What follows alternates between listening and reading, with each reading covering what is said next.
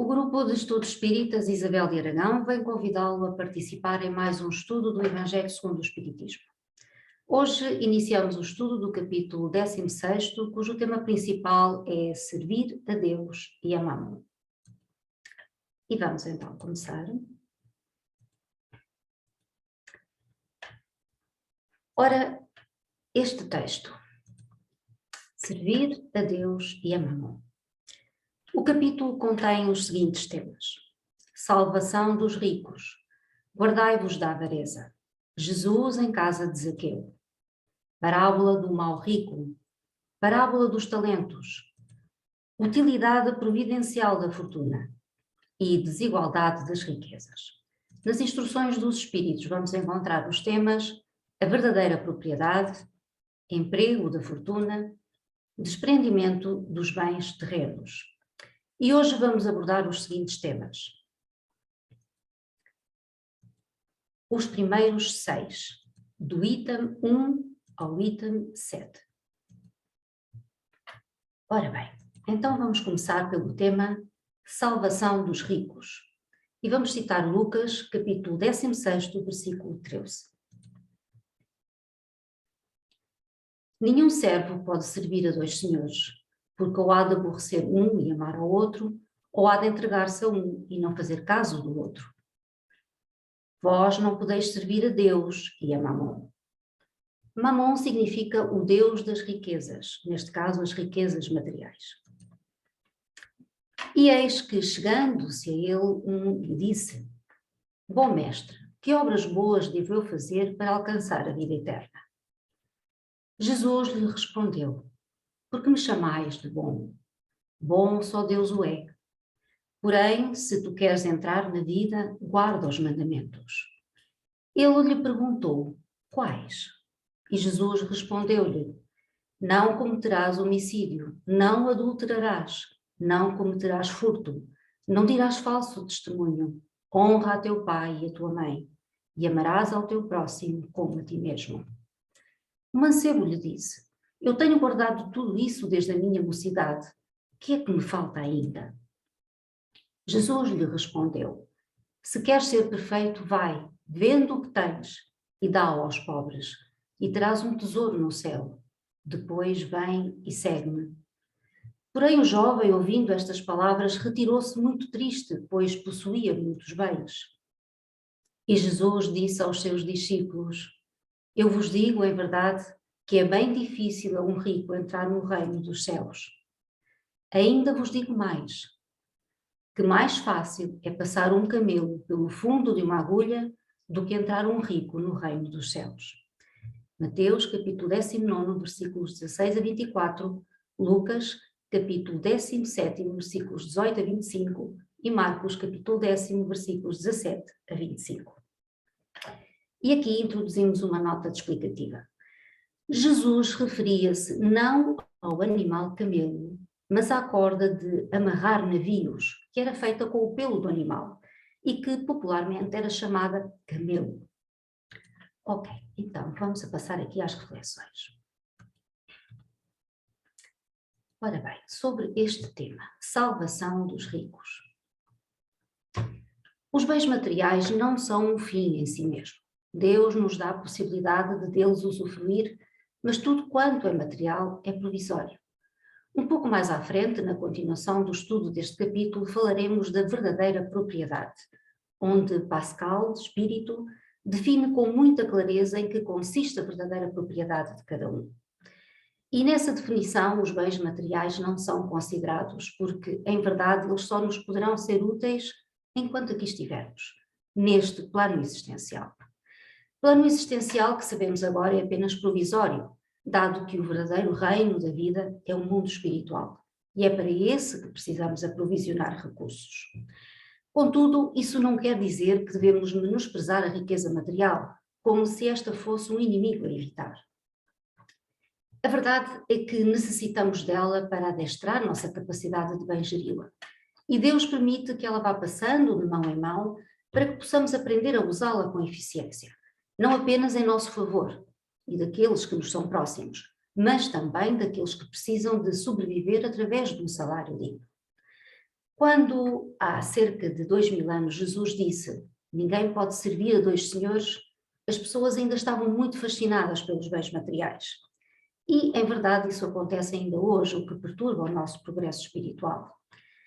Já é tempo de nos desligarmos mais de Mamon, libertando-nos dos interesses passageiros que nos escravizam, dos prazeres desequilibrados que retardam a nossa evolução espiritual.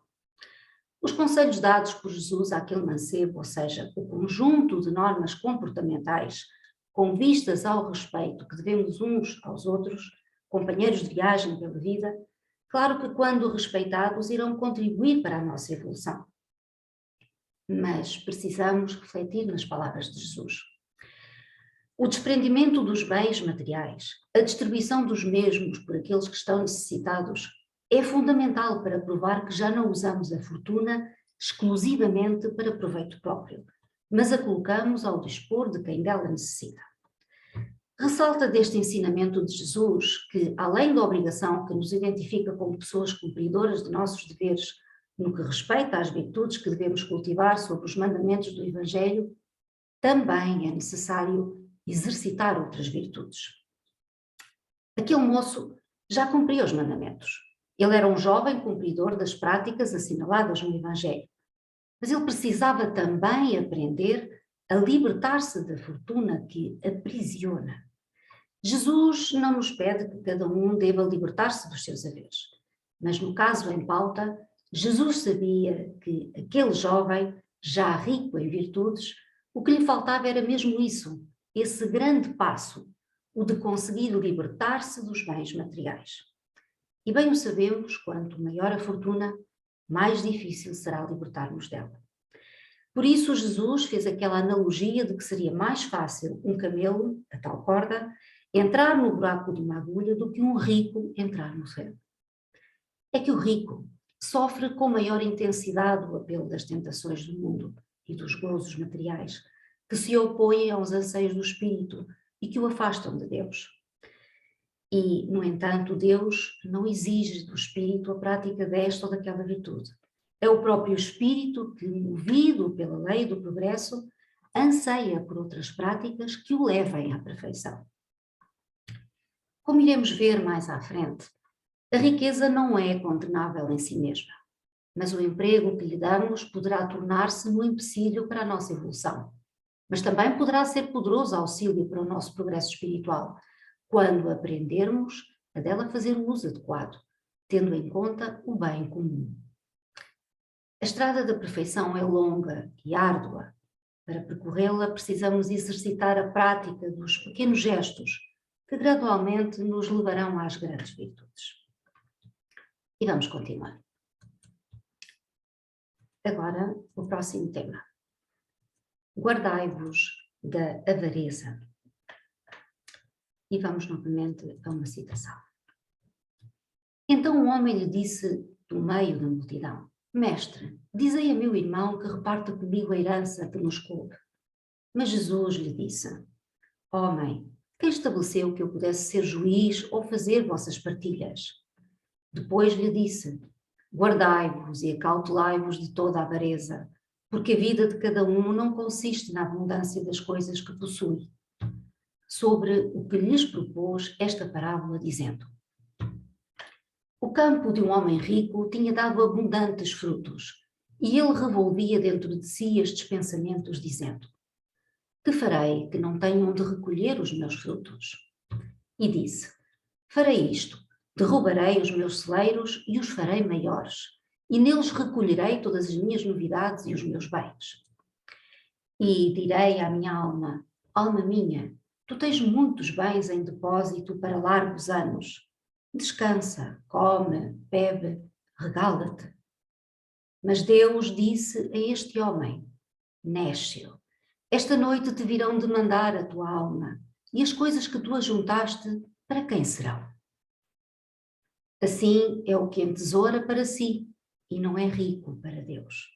Lucas, capítulo 12, versículos 13 a 21. E vamos também tecer aqui algumas considerações sobre este tema. Guardai-vos da avareza. A avareza é a paixão que se apodera da criatura cuja preocupação consiste em acumular riquezas.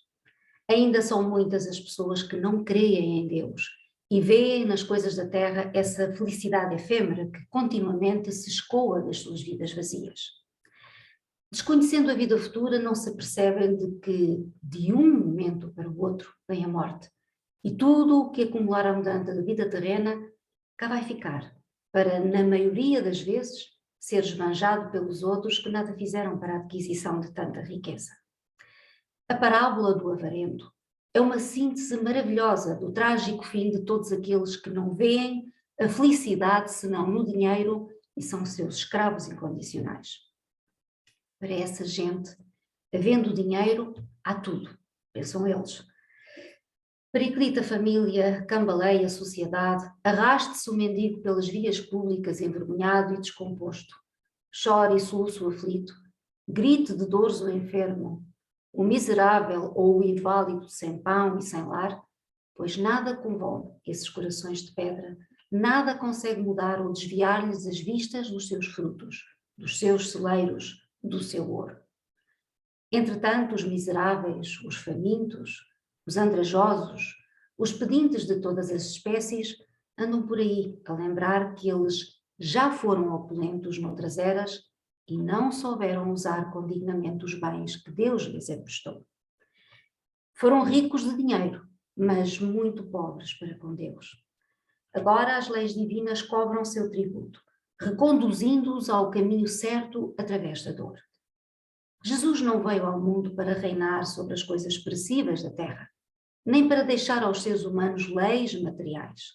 Sua missão constituiu, sobretudo, desprender da matéria os humanos profundamente materializados, a fim de dar-lhes a visão e o gosto das coisas espirituais. Na questão 900 do Livro dos Espíritos, Allan Kardec interroga a espiritualidade sobre os acumuladores de fortuna nos seguintes termos. Aquele que acumula sem cessar e sem beneficiar ninguém, terá uma desculpa válida ao dizer que ajunta para deixar aos herdeiros? E resposta: é um compromisso com a consciência errada. Então, a mania de guardar por tempo indeterminado, muitas vezes sem sequer usar joias, roupas ou outros pertences pessoais, reagindo em dar a alguém que mais necessite sem justificativas, caracteriza a avareza. Como exemplo de desprendimento dos valores materiais, lembremos um episódio da vida do estimado benfeitor espiritual Dr. Bezerra de Menezes. Certo dia, ao consultar no gabinete médico uma senhora de poucas posses, entregando-lhe o receituário, ouviu-lhe suas lamentações, pois ela não tinha meios para comprar os remédios. Então, o magnânimo médico, não encontrando em seus bolsos o correspondente em uma moeda corrente, entregou à senhora o seu anel de formatura, para que com ele obtivesse dinheiro que lhe permitisse medicar a criança doente que trazia no colo. Talvez ainda não consigamos ter a atitude do Dr. Bezerra de Menezes, mas quanto mais aprendemos o Evangelho de Jesus, mais vamos descobrindo os nossos vícios, criando forças para combatê-los. Só o Evangelho do Mestre é o caminho da vida eterna. Não iremos ao Pai sem entendê-lo e praticá-lo, porque o Divino Mestre veio trazê-lo amando do Pai Celestial, para que evoluíssemos na senda do bem. Vamos continuar. Agora vamos falar sobre o tema Jesus em casa de Zaqueu. E vamos ouvir o relato. E tendo entrado em Jericó, atravessava Jesus a cidade. E vivia nela um homem chamado Zaqueu, e era ele um dos principais entre os publicanos, e pessoa rica. E procurava ver Jesus para saber quem era, e não o podia conseguir por causa da muita gente, porque era pequeno de estatura. E correndo adiante, subiu a um sicômoro para o ver, porque por ali havia de passar. E quando Jesus chegou àquele lugar, levantando os olhos, ali o viu e lhe disse: Zaqueu, desce depressa, porque importa que eu fique hoje em tua casa. E desceu ele a toda a pressa e recebeu-o prazeroso. E vendo isto, todos murmuravam, dizendo que tinha ido hospedar-se em casa de um homem pecador. Entretanto, Zaqueu, posto na presença do Senhor, disse-lhe: Senhor, eu estou para dar aos pobres metade dos meus bens, e naquilo em que eu tiver defraudado alguém, pagar-lhe-ei quadruplicado. Sobre o que Jesus lhe disse: Hoje entrou a salvação nesta casa, porque este também é filho de Abraão. Porque o Filho do Homem veio buscar e salvar o que tinha perecido. Lucas, capítulo 19, versículos 1 a 10. E vamos também aqui fazer algumas reflexões sobre este tema, Jesus em casa de Zaqueu. Uma vez mais, Jesus se serve dos publicanos, cobradores de impostos, para nos deixar grande lição. Como sabemos, os publicanos não eram bem vistos pelos judeus, mesmo quando estes também eram judeus, dado que eles colaboravam na recolha de impostos recebidos pelos romanos. Recordemos que Mateus era publicano e foi convidado por Jesus para ser o apóstolo. Os publicanos, além da coleta regular, também formavam companhias poderosas, destinadas a arrematar, para certa quantia, a cobrança dos impostos nas províncias durante um determinado prazo. Então era normal que os judeus nutrissem certa antipatia pelos publicanos, não só porque estes exorbitavam a sua ação, como também porque consideravam o imposto taxado pelo domínio de Roma contrário à lei judaica. Mas Jesus não veio ao mundo para salvar sãos. Como ele dizia, os sãos não precisam de médicos. Jesus sabia tudo o que se passava à sua volta. Assim, não só tinha clara noção de quem estava necessitado, como também de quem estava pronto para determinado ato. Quem, numa palavra, já estava em condições de servir de exemplo para os outros. Ele sabia quais eram as intenções de Zaqueu, conhecia-lhe os pensamentos íntimos e seu desejo de renovação. Era, portanto, Zaqueu quem naquele dia iria servir de exemplo para a posteridade, e dele se serviu para dar mais uma grande lição. Com esta parábola ficou demonstrado que o que conta não é a posição que cada um possa ter em sociedade, ou o cargo que ocupa em determinado momento, mas sim os seus atos. Zaqueu já estava preparado para cumprir os mandamentos da lei. Ele estava pronto para cumprir uma das maiores práticas assinaladas no Evangelho, a caridade. E como tal, ele também estava preparado para libertar-se da fortuna que aprisiona. Como já dissemos, Jesus, que tudo sabia, foi em socorro daquele homem que, estando já pronto para enverdar pelo caminho das virtudes, apenas lhe faltava um estímulo. E esse estímulo seria a presença do Mestre em sua casa, pois para Zaqueu isso seria uma grande honra. E de imediato Zaqueu, perante o Mestre, se compromete a distribuir parte da sua riqueza com os necessitados e a ressarcir aqueles a quem tivesse prejudicado. Possamos nós imitar Zaqueu e exercitar continuamente a caridade, o único caminho para a nossa salvação. Agora, vamos passar a outro tema, intitulado Parábola do Mau Rico. E vamos ouvir este relato. Havia um homem rico que se vestia de púrpura e de holanda e que todos os dias se banqueteava esplendidamente. Havia também um pobre mendigo por nome Lázaro, todo coberto de chagas, que estava deitado à sua porta e que desejava fartar-se das migalhas que caíam da mesa do rico, mas ninguém lhes dava, e os cães vinham lamber-lhe as úlceras. Ora, sucedeu morrer este mendigo, que foi levado pelos anjos ao seio de Abraão. E morreu também o rico, e foi sepultado no inferno. E quando ele estava nos tormentos, levantando os olhos, viu ao longe Abraão e Lázaro no seu seio.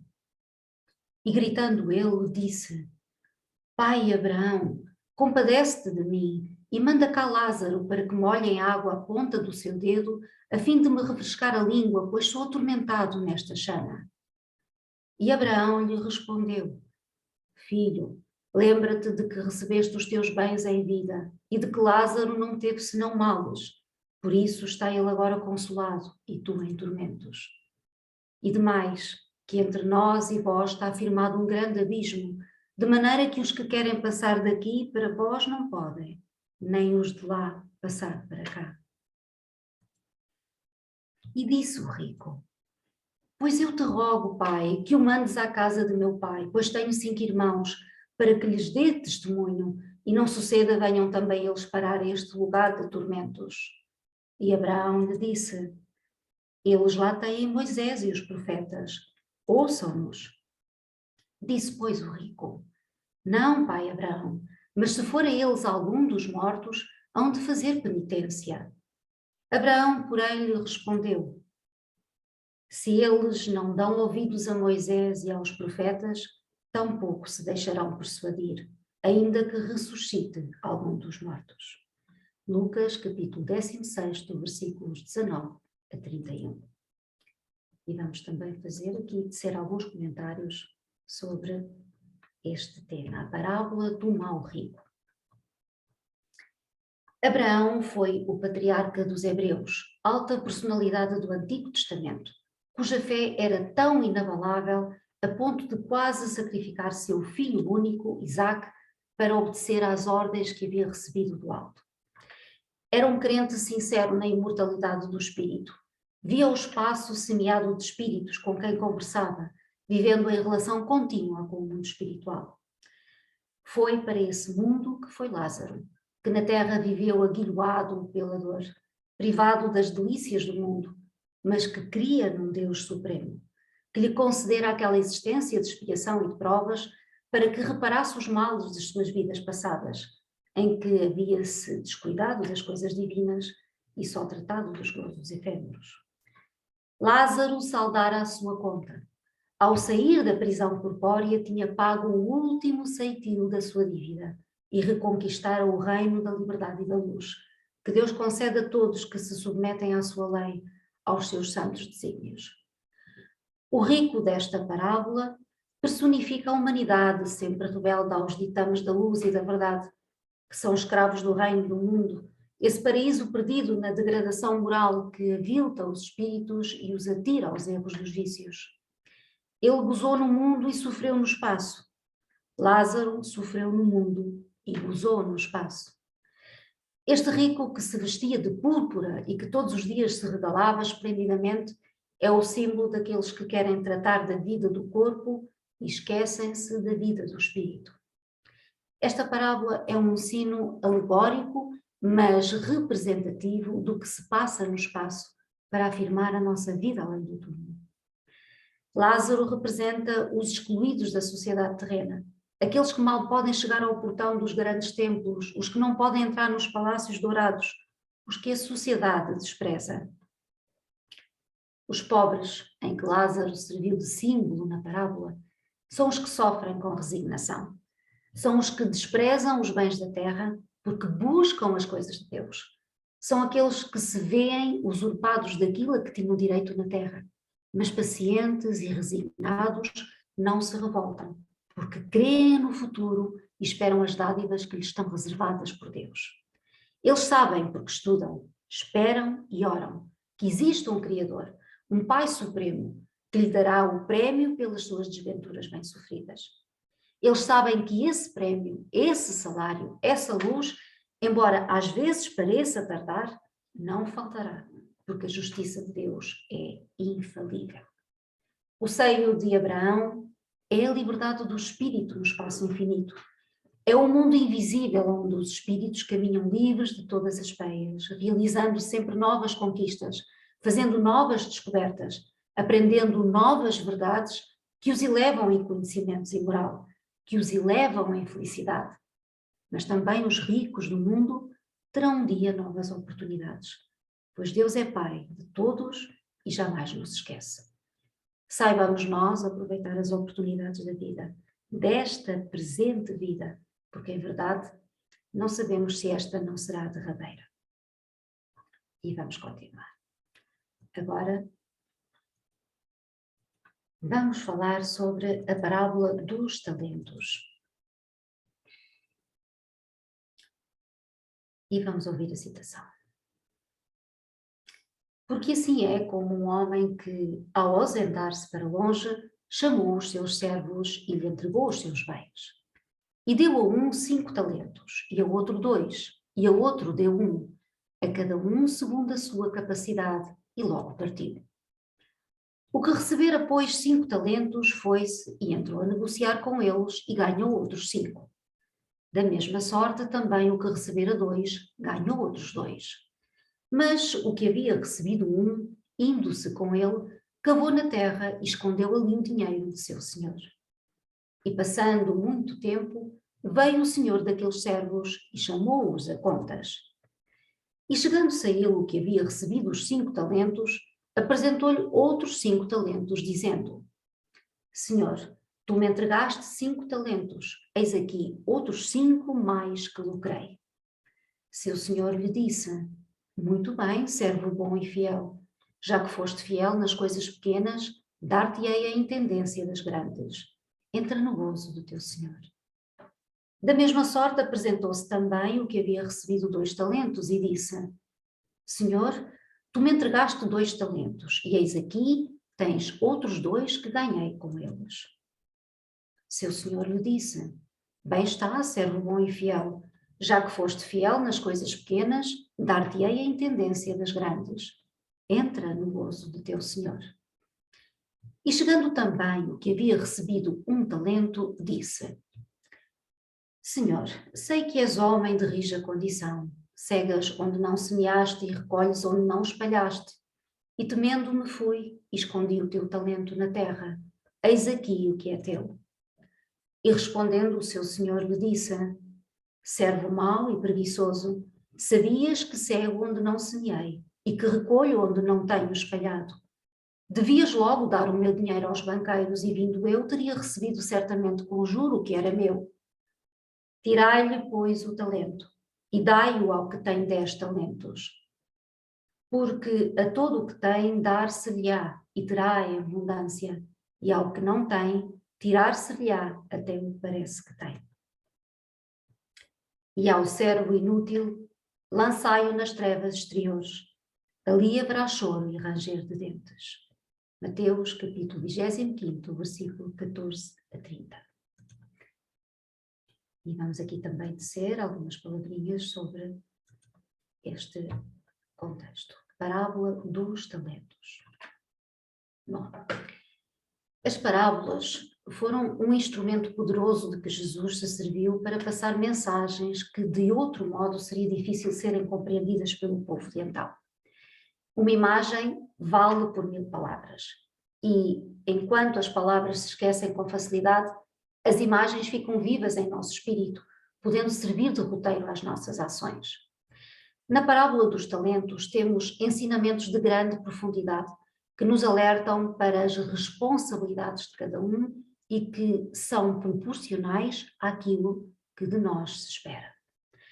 Os talentos podem assim ser entendidos não só como valores materiais, mas também as oportunidades que nos são concedidas e que nem sempre valorizamos.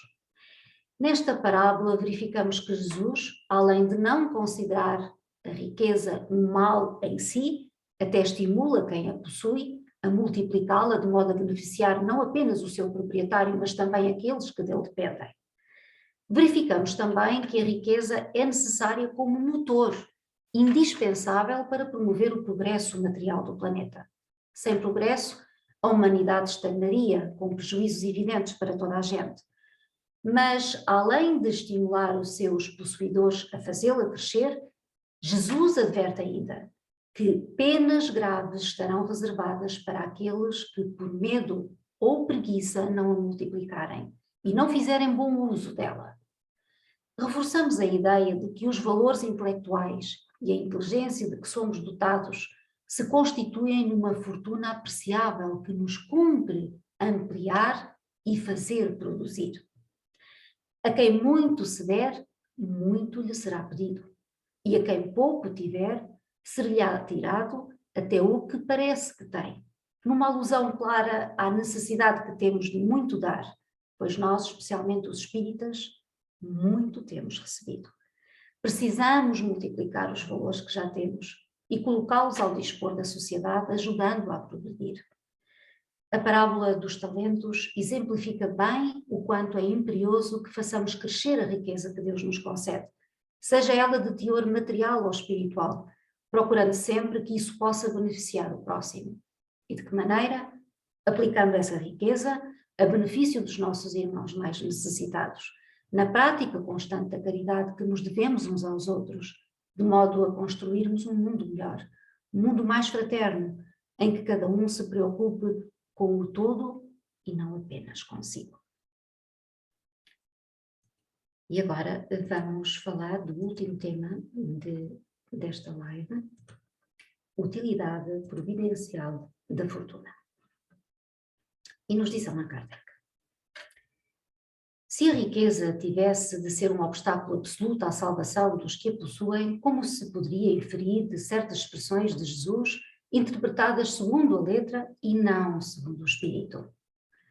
Deus, que a distribui, teria posto nas mãos de alguns um instrumento fatal de perdição, o que repugna à razão. A riqueza é, sem dúvida, uma prova mais arriscada, mais perigosa que a miséria, em virtude das excitações e das tentações que oferece, da fascinação que exerce. É o supremo excitante do orgulho, do egoísmo e da vida sensual. É o que mais poderosamente liga o homem à terra e desvia os seus pensamentos do céu. Produz também a vertigem que vemos quase sempre os que passam da miséria à fortuna esquecerem-se rapidamente da sua antiga posição, bem como dos seus companheiros, dos que os ajudaram, tornando-se insensíveis, egoístas e fúteis. Mas, por tornar o caminho mais difícil, não se segue que o torne inviável, e não possa vir a ser um meio de salvação nas mãos do que a sabe utilizar, como certos venenos que restabelecem a saúde quando empregados a propósito e com discernimento. Quando Jesus disse ao moço que o interrogava sobre os meios de atingir a vida eterna, desfaz-te de todos os bens e segue-me, não pretendia estabelecer como princípio absoluto que cada um devia despojar-se do que possui e que a salvação só se consegue a esse preço, mas mostrar que o apego aos bens terrenos é um obstáculo à salvação.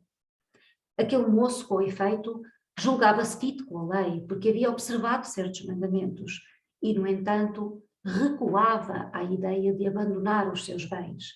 Seu desejo de obter a vida eterna não ia até esse sacrifício. A proposição que Jesus lhe fazia era uma prova decisiva para pôr às claras o fundo do seu pensamento.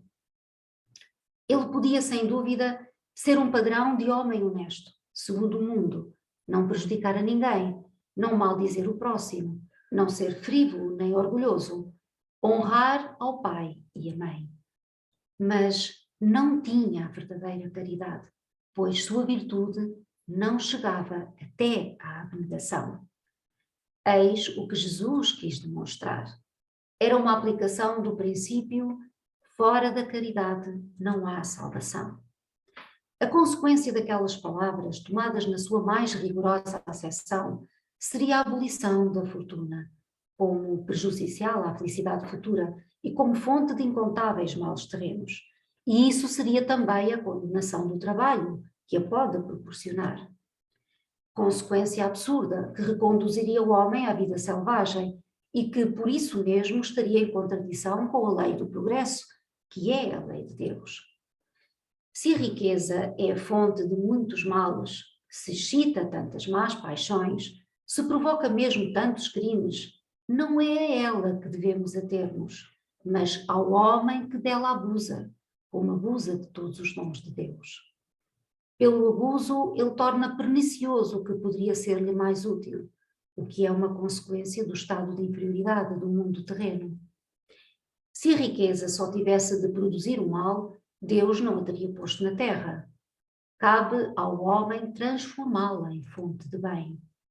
Se ela não é uma causa imediata do progresso moral, é sem contestação um poderoso elemento do progresso intelectual. O homem, com efeito, tem por missão trabalhar pela melhoria material do grupo. Deve desbravá-lo, saneá-lo, dispô-lo para um dia receber toda a população que a sua extensão comporta. Para alimentar essa população que cresce sem cessar, deve aumentar a produção. Se a produção de uma região for insuficiente, precisa buscá-la noutra. Por isso mesmo, as relações de povo a povo tornam-se uma necessidade e, para facilitá-las, é forçoso destruir os obstáculos materiais que os separam, tornar mais rápidas as comunicações. Para os trabalhos das gerações que se realizam através dos séculos, o homem teve de extrair materiais das próprias entranhas da terra. Procurou na ciência os meios de executá-los mais rápido e seguramente, mas para fazê-lo necessitava de recursos. A própria necessidade o levou a produzir a riqueza, como o havia feito descobrir a ciência. A atividade exigida por esses trabalhos lhe aumenta e desenvolve a inteligência. Essa inteligência que ele a princípio concentra na satisfação de suas necessidades materiais, o ajudará mais tarde a compreender as grandes verdades morais. A riqueza, portanto, sendo o primeiro meio de execução, sem ela não haveria grandes trabalhos, nem atividade, nem estímulo, nem pesquisas.